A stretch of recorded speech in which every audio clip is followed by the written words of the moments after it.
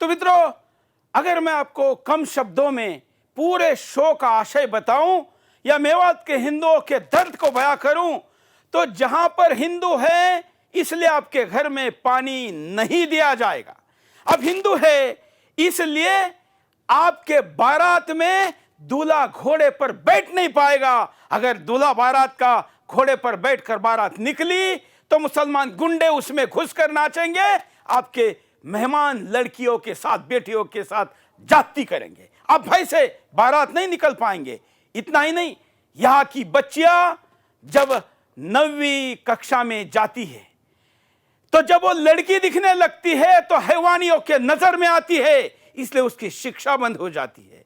यहां के मंदिरों पर झंडे नहीं, मंदिरों के अंदर मूर्तियां नहीं, त्योहार तो दूर और दीपक लगाना तो असंभव है। क्या मैं कहूं जो यहां नहीं होता है, जो आपने पाकिस्तान, अफगानिस्तान और सीरिया में सुना है, उससे भी ज्यादा खतरनाक।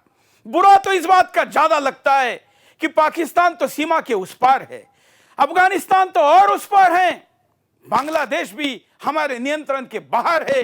लेकिन जिस मेवात की मैं बात कर रहा हूं, यह मेवात दिल्ली से, देश के प्रधानमंत्री के घर से, राष्ट्रपति भवन से और इस देश के रक्षा और संप्रभुता की शपथ देने और आश्वस्त करने वाली संसद से चंद किलोमीटर दूर है। चंद किलोमीटर। वहां होने वाले इन तमाम अत्याचारों के खिलाफ अगर बोलने वाला कोई नहीं होगा और यह प्रयोग इस्लाम की प्रयोगशाला में सफल होगा तो इस देश को कहीं सुदूर कोई बचा पाएगा, इस भ्रम में मैं तो बिल्कुल नहीं हूं।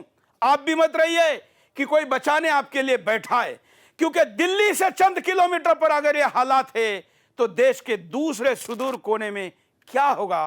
काट भी डाले जाते होंगे, मरते भी होंगे, तो कोई पूछता नहीं होगा। मेवाती मुसलमानों का दबदबा बहुत मजबूत है। तमाम व्यवसाय वो 1 नंबर के हो या 2 नंबर के हो, 2 नंबर पे तो पूरा ही कब्जा है, और बाकी भी आबादी के कारण और खाड़ी देशों से आने वाले तमाम पैसों के कारण यहां दबदबा ही दबदबा है। यहां पर बनने वाली तमाम विदेशी फंडेड मस्जिदें इस देश के खिलाफ षड्यंत्रों का अड्डा है। अड्डा शब्द छोटा है क्योंकि अड्डा गुंडों के लिए होता है, यह तो आतंकवादियों का अड्डा। उस तमाम बातें मैं आज आपके सामने आज से दिखाना शुरू करूंगा। अगले कुछ दिनों तक रोज इस मेवात के हिंदू के दर्द को आपके सामने रखूंगा। अगर आज आप नहीं जागे तो अगला नंबर आपका है, यह ध्यान रखना। यह शो नहीं, यह आपके भविष्य की चेतावनी है।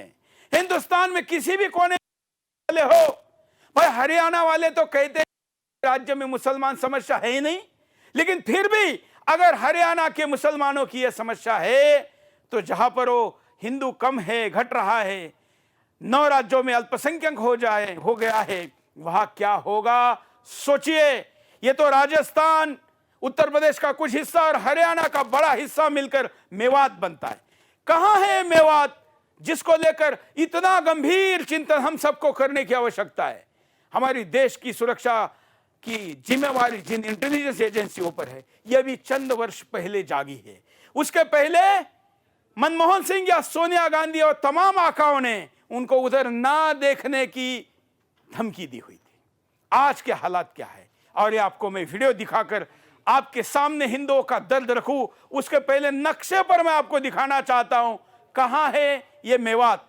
ये विश्व के पटल पर हिंदुस्तान, उसके मध्य में दिल्ली, उस दिल्ली के बगल में ही, बिल्कुल बगल में अगर हम जाएंगे तो उस दिल्ली के बगल में नूह, अलवर, भरतपुर, यह मिलकर होने वाला क्षेत्र है मेवात।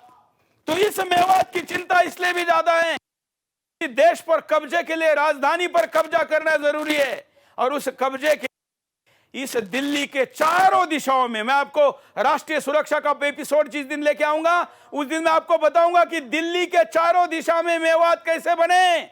लेकिन आज मैं यहां के महिलाओं की व्यथा, पुरुषों की व्यथा, मंदिरों की व्यथा, ये सब कुछ आज दिखाकर कल एक मुद्दा लेकर आऊंगा। तो चलिए मैं आपको पहला वीडियो दिखाता हूं आज हमारी महिलाएं क्या कह रही है। देखिए, महिला का पहला वीडियो।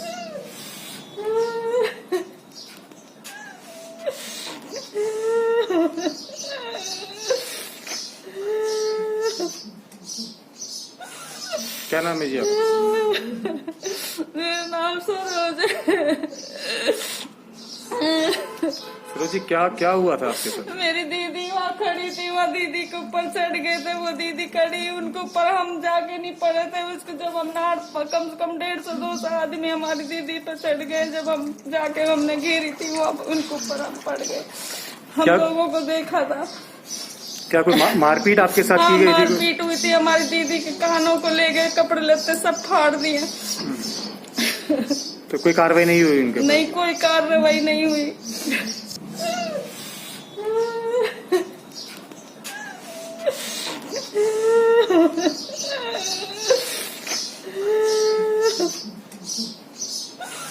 क्या नाम है जी आपका? मेरा नाम सरोज है। सरोज जी, क्या हुआ था आपके साथ? मेरी दीदी वहाँ खड़ी थी, वहाँ दीदी के ऊपर चढ़ गए थे। वो दीदी खड़ी, उनके ऊपर हम जाके नहीं पड़े थे। उसको जब हम कम से कम 150-200 आदमी हमारी दीदी पे चढ़ गए। जब हम जाके हमने घेरी थी, वो उनके ऊपर हम पड़ गए। हम लोगों को देखा था। क्या कोई मारपीट आपके साथ की गई थी? मारपीट हुई थी। हमारी दीदी के कानों को ले गए, कपड़े लत्ते सब फाड़ दिए। तो कोई कार्रवाई नहीं हुई उनके? नहीं, कोई कार्रवाई नहीं हुई। यह आपकी माता है, ये आपकी बहन है। ये सोचकर अगर इस वीडियो को देखेंगे तब आपको दर्द पता चलेगा कि घर में 3-4 महिला है और 150 मुजदंडे मुसलमान घर में गुजारे, तो उन महिलाओं के साथ क्या हो सकता है। इनके पास तो बोलने के लिए शब्द भी नहीं है। आखिर किसके पास रोए। ये तो सुदर्शन का कैमरा जब देखा तब उनके आंसू फूटे हैं, आवाज फूटा है। लगा है कि देश के राष्ट्रवादी दर्शकों के सामने ये वीडियो जाएगा और शायद हमारे आवाज में कोई और आवाज मिलाने वाला आ जाएगा। इसलिए इस बहन ने रोते हुए बातों को कहा है। मैं राजस्थान के मुख्यमंत्री और हरियाणा के मुख्यमंत्री को इस कार्यक्रम से आह्वान करता हूं कि मुख्यमंत्री जी दोनों ध्यान दे। मैं आज तमाम उन लोगों के वीडियो दिखाने जा रहा हूं जिनके चेहरे पहचान कर उनके ऊपर हमला होने की संभावना है, और इसलिए इनकी सुरक्षा ये दोनों सरकारों का दायित्व है। अगर वो इसको निभाने में विफल हुई तो फिर हमको कानून हाथ में लेना पड़ेगा। यह स्थिति ना आने जाए, इसकी जिम्मेवारी भी आपकी है, क्योंकि बड़ी आशा के साथ ये लोग बोल रहे हैं और हम भी बड़ी आशा और उम्मीद के साथ इन वीडियो को हिंदुस्तान के सामने रख रहे हैं। यह ऐसा क्षेत्र है जहां के लोग कैमरे के ऊपर बोलने के लिए तैयार नहीं है। आपके पास रोएंगे, धोएंगे, तमाम बातें करेंगे, लेकिन कैमरा हाथ चालू होते हाथ जोड़ेंगे, कहेंगे नहीं भाई साहब आप तो चले जाएंगे, लेकिन हमारा चेहरा पहचान कर हम तक पहुंचेंगे। व्हाट्सएप ग्रुप बने हैं, आप क्या तकनीक का उपयोग करते हैं, हमारा चेहरा पूरे मेवात में घूमेगा। जो हमको जानता है बताएगा कि इसका लोकेशन क्या है। कुछ घंटे के अंदर आपके तमाम गुंडे हमारे घर में आएंगे। पुलिस नहीं आएगी, ना कोई मीडिया वाला बचाने वाला आएगा। इसलिए हमने कुछ वीडियो बगैर चेहरे के आइडेंटिटी के भी लिए हैं। कुछ हमको आवाज भी बदलने पड़े हैं, लेकिन ये उस स्थान पर वो वीडियो है जो जांच एजेंसी के सामने आने के लिए लोग तैयार है।